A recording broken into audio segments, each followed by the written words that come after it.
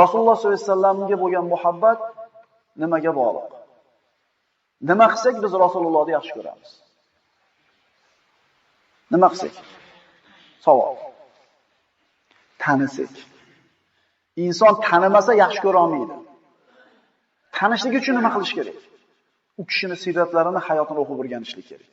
U kishini kimligini, biz uchun nima ish qilib ketganligini, qanday sifat axloqlar egasi ekan bo'lganligini bilganingizdan keyin to'xta, Rasulullohdan boshqasini yaxshi ko'rishga o'zi arzimas ekan hech qaysisi degan tushuncha bo'ladi. Rasululloh sollallohu alayhi vasallamga nisbatan muhabbat paydo bo'ladi. Payg'ambarimizning hayotidan bir qancha lavhalarni ko'rib chiqamiz. Alloh qodir qilganicha, vaqtimiz yetganicha. Gapiradigan gapimiz biz kunlab, oylab gapirsak ham tugata olmaymiz. Lekin vaqtimiz cheklangan, ulgurganimizcha gapiramiz. Va innaka la ala xuluqin azim. Ey Muhammad alayhisalom, albatta siz ulug', buyuk xulq ustidadirsiz.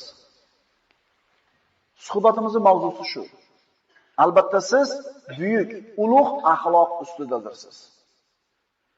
Rasulullohning axloqini Alloh taolo ulug' axloq degandan keyin, Alloh taolo ulug' axloq degandan keyin bandalar yana qana qilib ta'riflashligi mumkin?